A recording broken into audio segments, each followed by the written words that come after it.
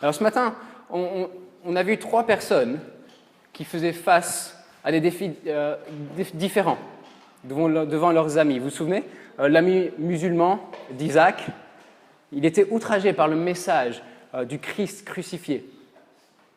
L'ami de Julie voulait des miracles pour être plus convaincu de l'Évangile. Et puis l'ami de Pierre-Hugues, qui se disait être chrétien, il voulait intéresser les gens avec les principes moraux du christianisme pour qu'ils deviennent des personnes meilleures et pour qu'ils se sentent plus près de Dieu. À partir d'un Corinthiens 1 et 2, on a vu comment Dieu nous appelle à réagir face à de telles situations. Juste un bref rappel, il nous a dit qu'il nous faut savoir que le message apparemment fou du Christ crucifié est le seul message qui sauve. Deuxième chose qu'il faut faire, c'est reconnaître humblement le choix fou de Dieu de sauver par ce message, de nous sauver par ce message, nous si nous sommes chrétiens, croyants en Jésus. Et ceci pour que toute la gloire lui revienne. Troisième chose à faire, c'est de se reposer uniquement sur la proclamation apparemment folle de ce message fou, mais parce qu'on sait que c'est par ce moyen que Dieu sauve puissamment. Cela dit, comment est-ce qu'on va tenir ferme dans la foi et dans notre témoignage alors qu'on rencontre tellement d'opposition? Je ne sais pas si vous rencontrez de l'opposition, peut-être quand vous partagez l'Évangile. Et dans une société où il y a tellement d'avis divergents, on nous prend souvent pour des gens crédules qui gobent tout. Et parfois, il faut l'avouer, on se demande si on a vraiment raison de se confier en Jésus et de vivre et de témoigner pour lui. En effet, ça va tellement à contre-courant, n'est-ce pas, par rapport à tout ce qu'on entend et par rapport à la façon de penser de nos contemporains. Peut-être qu'il nous arrive de penser, et si jamais Jésus n'était pas réellement mort? Et si Jésus n'était pas réellement ressuscité? Alors toute ma vie et mon désir de témoigner de Jésus à mes proches, ça aurait été pour rien, ça aurait été futile, ça aurait été juste inapproprié. Eh bien voici le verset qu'il faut qu'on grave dans notre mémoire pour persévérer dans la foi et aussi dans notre témoignage, pour persévérer, pour faire connaître Jésus. C'est dans 1 Corinthiens 15, verset 58. Ça vaudra la peine de l'apprendre par cœur, je pense. Ainsi, mes frères et sœurs bien-aimés, soyez fermes, inébranlables, travaillez de mieux en mieux à l'œuvre du Seigneur, sachant que votre travail n'est pas sans résultat dans le Seigneur. Vous avez vu, au travers de Paul, Dieu appelle ses lecteurs à être fermes, à être inébranlables. En gros, à être résolus, ou je dirais même à être follement résolus. Il nous appelle à travailler de mieux en mieux à l'œuvre du Seigneur, de se donner à fond, ou je dirais, en d'autres termes, à être follement résolu, à faire connaître Jésus. On est donc appelé à être follement résolu dans la foi et dans notre témoignage, notre mission de héros du héros. Mais comment être sûr que ça vaut la peine de vivre comme ça, de manière si radicale? Pourquoi devrait-on vivre comme ça? Alors ceux qui ont suivi l'atelier sur comment lire la Bible par soi-même avec Robbie, ils auront certainement vu que les mots de liaison sont très importants dans la Bible. Et ils sont hyper importants, et pas comme dans d'autres domaines de notre vie. Des documents officiels qu'on pourrait recevoir peut-être de la banque ou de notre établissement où vous étudiez. Vous avez vu le mot lien qui commence ce verset? Ainsi, ou c'est pourquoi. Et ce mot lien est hyper important parce qu'il nous dit que le pourquoi, la raison qui devrait nous pousser à vivre et témoigner de manière si radicale se trouve avant le verset 58. En fait, on en apprend la raison du verset 1 jusqu'au verset 57. Eh bien, lisons les 11 premiers versets de ce chapitre pour voir pourquoi on devrait être follement résolu dans la foi et dans notre témoignage de Jésus. Versets 1 à 10. Versets 1 à 11, pardon. Je vous rappelle, frères et sœurs, l'évangile que je vous ai annoncé, que vous avez reçu et dans lequel vous vous tenez ferme. C'est aussi par lui que vous êtes sauvés si vous le retenez dans les termes où je vous l'ai annoncé. Autrement, votre foi aurait été inutile. Je vous ai transmis avant tout le message que j'avais moi aussi reçu. Christ est mort pour nos péchés, conformément aux Écritures. Il a été enseveli et il est ressuscité le 3e jour, conformément aux Écritures. Ensuite, il est apparu à Céphas, puis aux 12. Après cela, il est apparu à plus de 500 frères et sœurs à la fois, dont la plupart sont encore vivants et dont quelques-uns sont morts. Ensuite, il est apparu à Jacques, puis à tous les apôtres. Après eux tous, il m'est apparu à moi aussi, comme à un enfant né hors terme. En effet, je suis le plus petit des apôtres, et je ne mérite même pas d'être appelé apôtre, parce que j'ai persécuté l'Église de Dieu. Mais par la grâce de Dieu, je suis ce que je suis, et sa grâce envers moi n'a pas été sans résultat. Au contraire, j'ai travaillé plus que tous, non pas moi toutefois, mais la grâce de Dieu avec moi.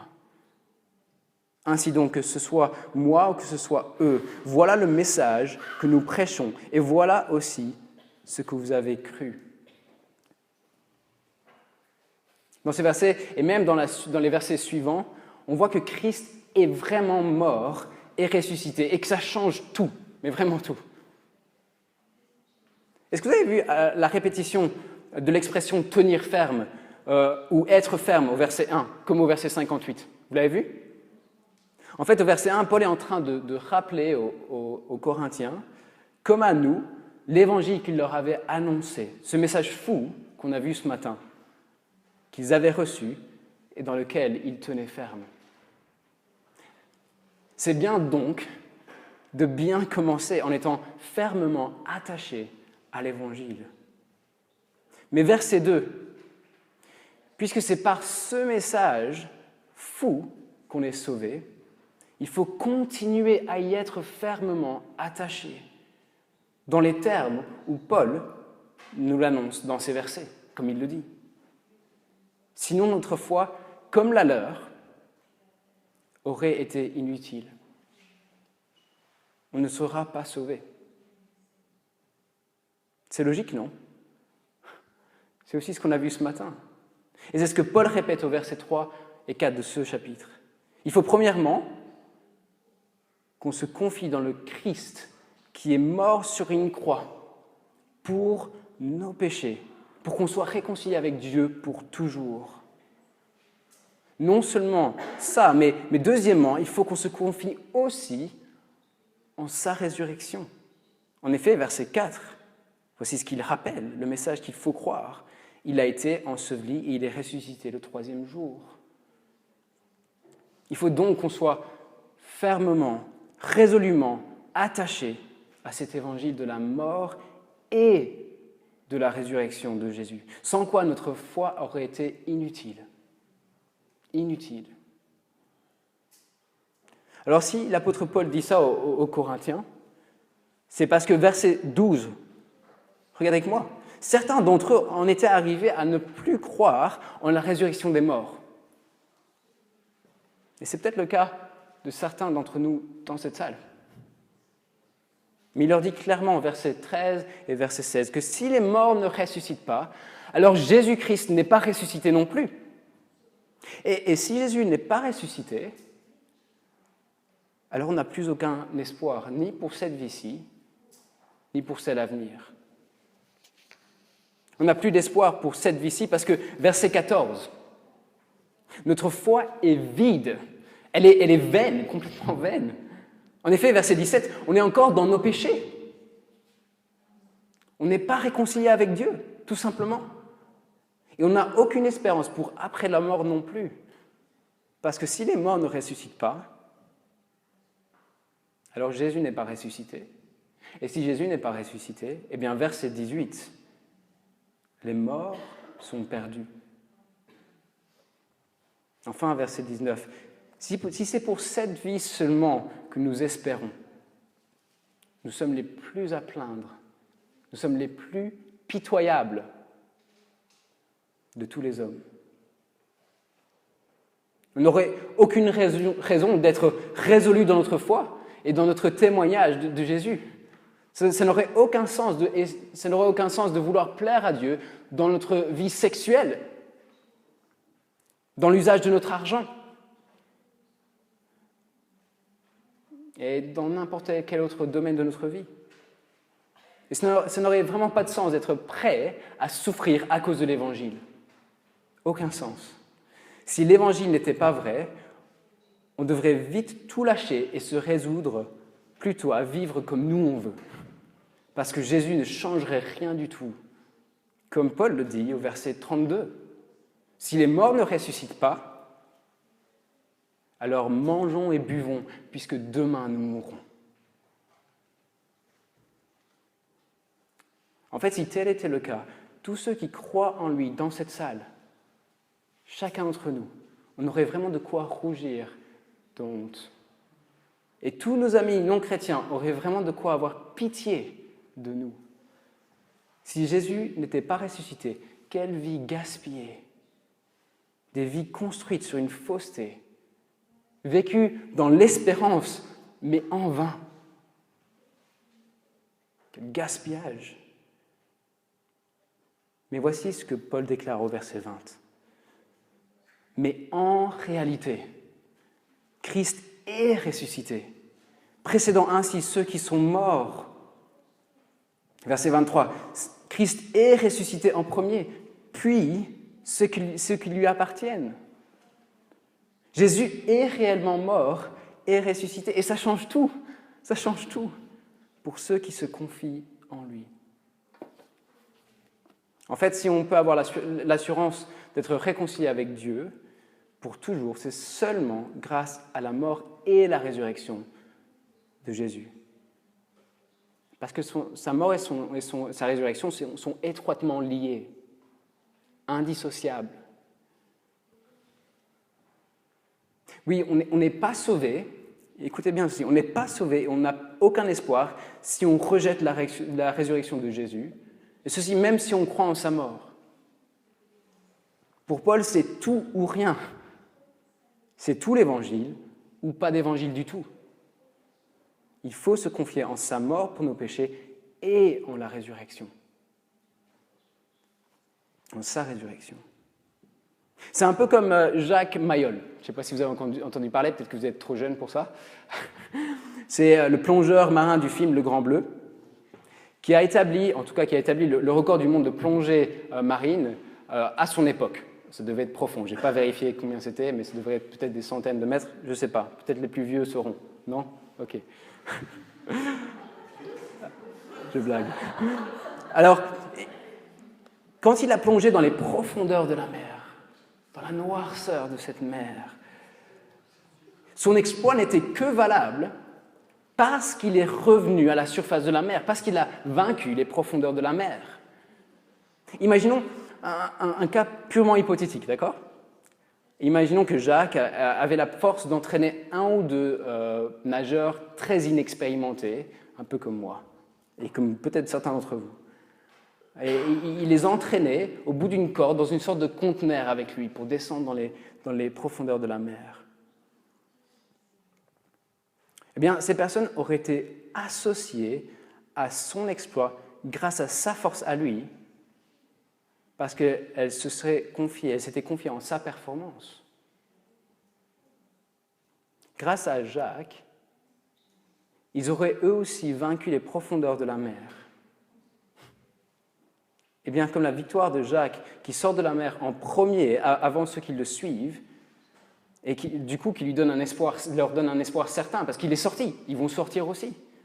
Eh bien, la résurrection de Jésus donne une espérance certaine à ceux qui se confient en lui, en sa mort et en sa résurrection. Et ceci, même si eux ne sont pas encore ressuscités.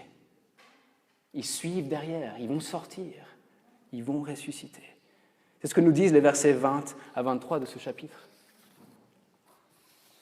Alors, en entendant tout ça, certains d'entre vous, ou peut-être, ou en tout cas certains de nos amis, ils diraient peut-être, ok, oui, ça c'est peut-être le cas, mais seulement si Jésus est réellement ressuscité. Mais j'y crois pas. Il n'y a pas assez de preuves suffisantes pour que j'y croie. Et personne n'est jamais revenu de la mort. Comment être sûr que Jésus soit réellement mort et ressuscité? Eh bien, voici quelques preuves dont plusieurs se trouvent dans ce chapitre. Mais avant ça, il faut reconnaître une chose. Il faut reconnaître que les faits historiques, comme la résurrection de Jésus, tout comme d'autres faits historiques, ne peuvent être prouvés comme on prouve quelque chose dans un laboratoire scientifique. On peut seulement se baser sur des témoignages oculaires, sur des témoignages humains. Et la question devient alors, ces témoignages, sont-ils fiables? Eh bien, pour commencer, il y a une preuve de poids que sont les prédictions de l'Ancien Testament. Et c'est d'ailleurs ce que Paul nous dit dans les versets 3 et 4. Voyez avec moi. Christ est mort pour nos péchés, conformément aux Écritures. Il a été enseveli et il est ressuscité le troisième jour, conformément aux Écritures. C'est notamment ce que prévoyait d'avance Ésaïe 53, qui est un texte qui date de 700 ans, plus ou moins, avant la venue de Jésus. Tout comme le prévoyaient beaucoup d'autres textes de l'Ancien Testament. Et pour moi, cette preuve, c'est vraiment une des plus grandes preuves. Voici par exemple ce que Blaise Pascal dit à propos des prophéties dans ses pensées. Quand un seul homme, je vais lire parce que ce sera plus facile, quand un seul homme aurait fait un livre de prédiction de Jésus-Christ pour le temps et pour la manière, et que Jésus-Christ serait venu conformément à ces prophéties, ce serait une force infinie. Mais il y a plus ici. C'est une suite d'hommes durant 4000 ans qui constamment et sans variation viennent l'un ensuite de l'autre prédire ce même avènement, cette même arrivée. C'est un peuple tout entier qui l'annonce et qui subsiste depuis 4000 années pour rendre ensemble témoignage des assurances qu'ils en ont et dont ils ne peuvent être divertis par quelques menaces et persécutions qu'on leur fasse. Ceci est tout autrement considérable, dit-il. Alors en entendant ça, il se peut que certains restent encore sceptiques. Ils diraient que les manuscrits ont été changés après la venue de Jésus, en fonction de ce qui se serait passé. Mais non, les manuscrits de l'Ancien Testament sont fiables, parce que plusieurs d'entre eux, dont par exemple les manuscrits de la Mère morte, eh bien, ils datent d'avant même la naissance de Jésus, et ils contiennent les mêmes textes que ceux qui datent de plus tard. Et ils contiennent des prédictions sur sa mort et sur sa résurrection. Non seulement ça, mais la résurrection de Jésus est un événement qui est bien plus attesté que la plupart des autres documents historiques que l'on prend pour acquis, un peu comme la guerre de Gaulle de César ou les histoires de Tacite. Voilà déjà des preuves énormes en faveur de la résurrection de Christ, n'est-ce pas? Mais passons maintenant aux témoins oculaires qui sont nombreux.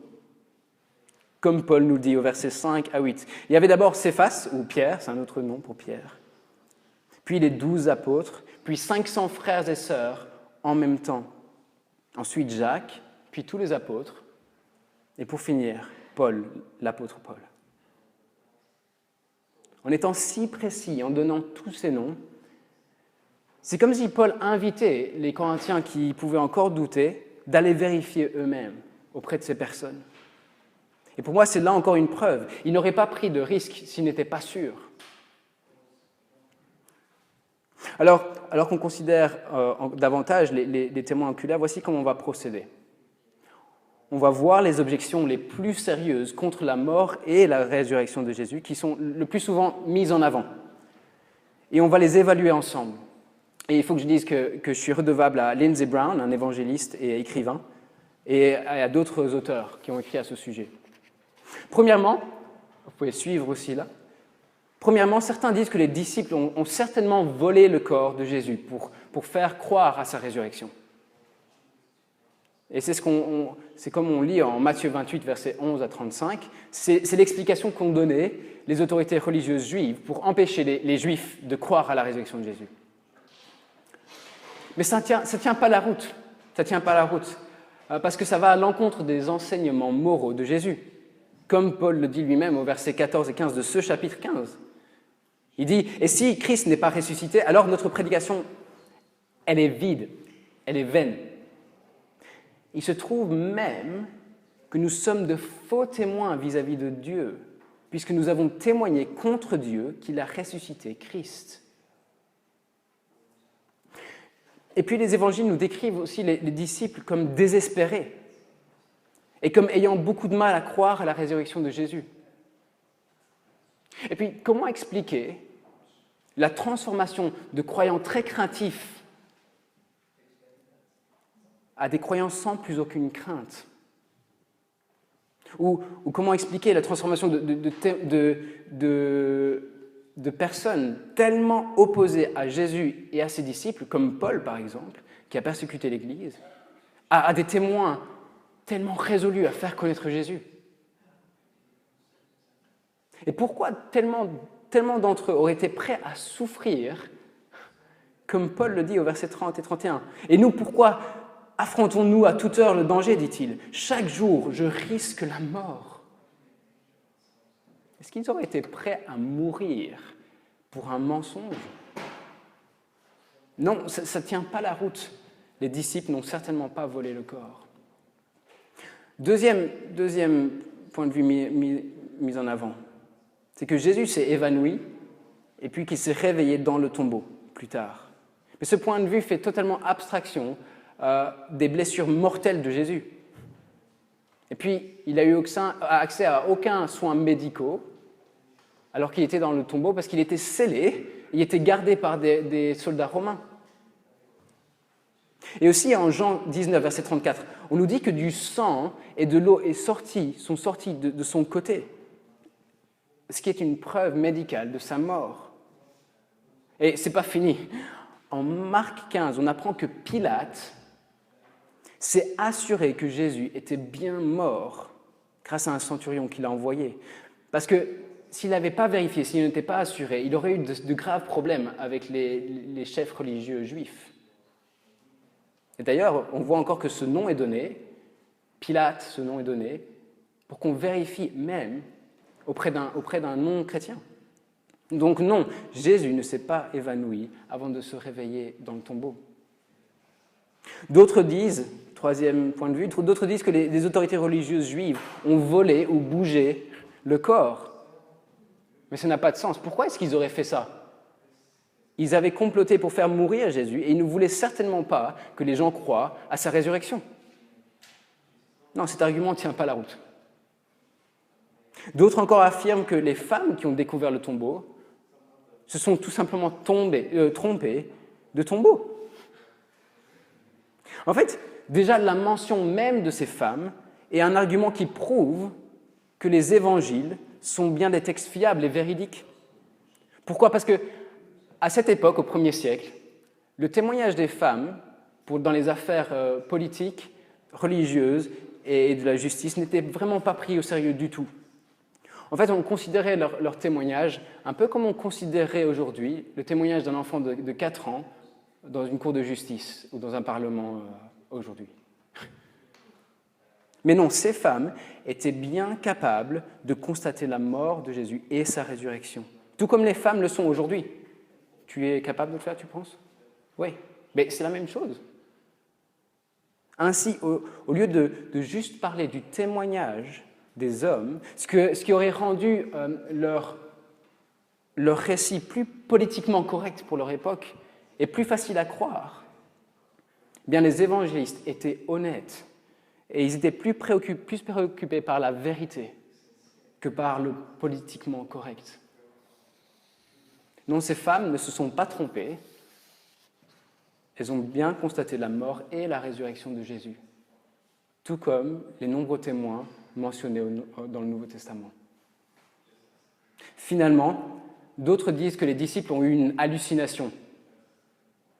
Mais encore une fois, médicalement, c'est impossible qu'un groupe de personnes ait la même hallucination en même temps.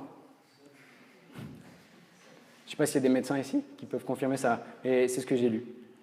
En fait, d'habitude, cet argument est aussi associé à un désir de voir le Christ ressuscité. Mais encore une fois, les disciples ne s'y attendaient pas du tout à la résurrection. En fait, ils n'avaient pas cette espérance. Ils ont eu énormément de mal à y croire. On pense notamment à Thomas, qui ne voulait pas y croire sans le voir et sans le toucher. Et puis les gens qui ont des hallucinations les ont normalement sur le long terme. Mais ici, les hallucinations auraient cessé après seulement 6 semaines. Et en plus, les hallucinations ont lieu d'habitude dans des endroits limités et spécifiques. Mais ici, Jésus est apparu à 11 reprises à des différentes personnes, à des endroits différents et sous des luminosités différentes. Donc l'argument des hallucinations ne tient pas la route. En fait, la seule explication raisonnable et qui tienne la route, c'est que Jésus soit réellement mort et ressuscité. D'ailleurs, quand on y pense, la résurrection du Fils de Dieu est tout à fait ce à quoi on s'attendrait s'il était mort, non? Sinon, il ne serait pas Fils de Dieu. Donc c'est sûr, Jésus est réellement mort et il est réellement ressuscité. Et ça change tout. Grâce à sa mort et sa résurrection, ceux qui se confient en lui sont réconciliés avec Dieu aujourd'hui et pour toujours. Ils ont une espérance certaine et glorieuse. C'est merveilleux, non? Toi et moi qui croyons, qui nous confions en Jésus, en ce message apparemment fou, on peut être sûr et certain d'être sauvés pour toujours, même si on doit connaître des souffrances et des moqueries à cause de ce message apparemment fou. Ça en vaut tellement la peine. Et notre foi n'est pas comme un pas dans le vide, non, où ce n'est pas basé sur un conte de fées. On a des très bonnes raisons d'y croire. C'est du solide. Gloire à Dieu. Gloire à Dieu. Alors voilà la raison pour laquelle on devrait être follement résolu dans la foi. Voilà pourquoi on devrait être follement attaché, résolument attaché au message fou de la croix et de la résurrection. Et c'est aussi pour cette raison, vous vous souvenez du verset 58, c'est aussi pour cette raison. Ainsi, à cause du fait que Christ soit réellement mort et ressuscité et que ça change tout, ainsi, mes frères et sœurs bien-aimés, soyez fermes, inébranlables, travaillez de mieux en mieux à l'œuvre du Seigneur, sachant que votre travail dans le Seigneur n'est pas sans résultat, n'est pas en vain dans le Seigneur. Au début de ce verset, Paul répète ce qu'il a déjà dit au tout début, vous vous souvenez ?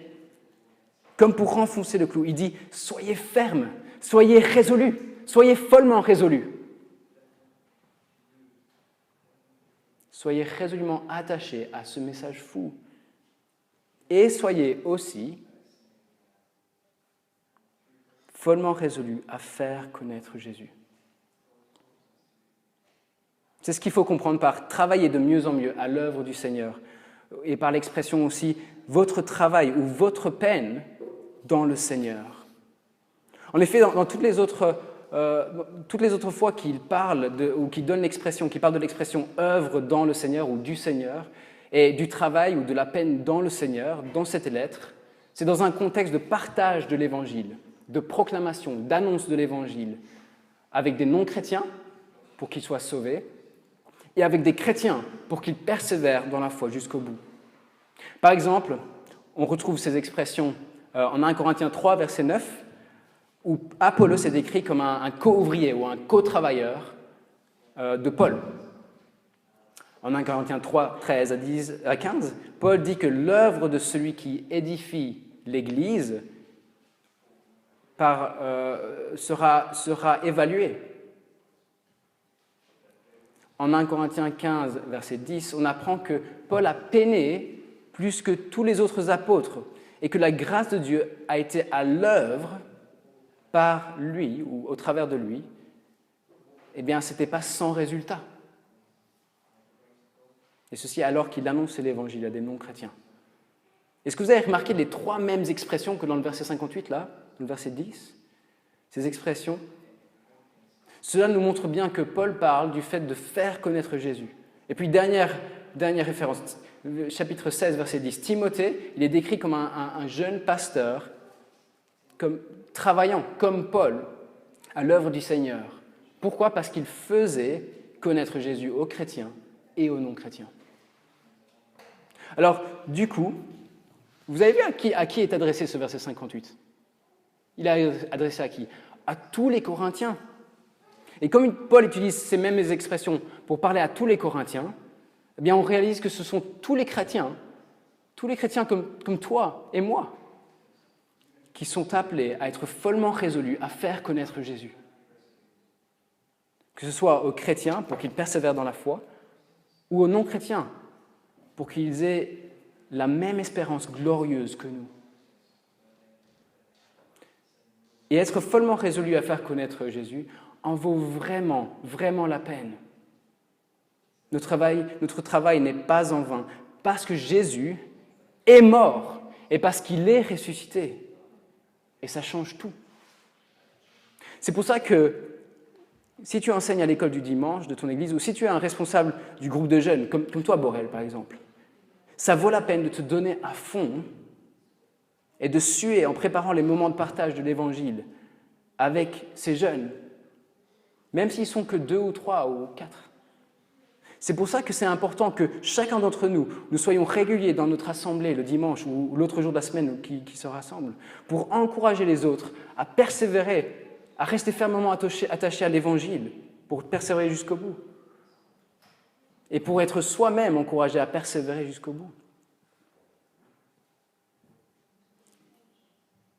Le jugement est vrai et la résurrection va arriver.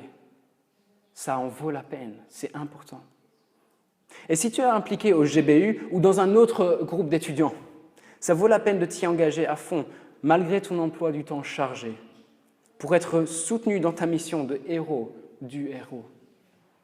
Oui, continue à bien étudier pour honorer tes parents qui payent tes études peut-être, et surtout pour honorer Dieu. Mais parce que Christ change tout, en plus de travailler dur pour tes études, donne-toi aussi à fond, pour faire connaître Jésus à tes amis. Ce sera dur, ce ne sera pas sans coût, mais ce ne sera jamais en vain. Jamais. Ce semestre, persévérez dans la prière ensemble et seul à la maison pour vos amis, parce que Dieu peut les sauver puissamment, eux aussi. On a vu ce matin que Dieu sauve par la proclamation de sa parole. Et il y a une démonstration d'esprit. Prions que cet esprit soit à l'œuvre. Et ensemble et seuls sur notre campus, soyons follement résolus à faire connaître Jésus. Regardez autour de vous dans cette salle. Prenez 2 secondes. Regardez autour de vous. C'est pas très impressionnant, n'est-ce pas ? En pensant à l'ampleur de la moisson, de la tâche, vous vous sentez peut-être petit et faible, pas très sage selon ce monde, ni très impressionnant. Mais moi, je suis tellement excité en pensant au potentiel impact que Dieu pourrait avoir au travers de votre témoignage du Christ. Pas à cause de vous, sinon ce serait foutu. Ni à cause de moi, ce serait foutu. Mais parce que le message fou de l'Évangile est vrai, et parce qu'il change tout, et parce que c'est Dieu qui sauve puissamment par l'œuvre de son esprit, par ce message. C'est ce qu'il a fait avec moi, et c'est ce qu'il a fait avec toi si tu es chrétien. On est les preuves vivantes de cela. Soyons donc follement résolus dans la foi, parce que l'Évangile est vrai et parce qu'il change tout. Et soyons follement résolus à faire connaître Jésus auprès de nos amis, en étant persévérants dans la prière, parce que si nos amis viennent à Jésus, ce sera une démonstration de l'Esprit et de la puissance de Dieu, qu'est la croix du Christ. Avant de chanter ensemble, je pense que ce serait approprié de passer quelques instants dans la prière, à seul, et en réfléchissant à ce que Dieu vient de nous dire aujourd'hui.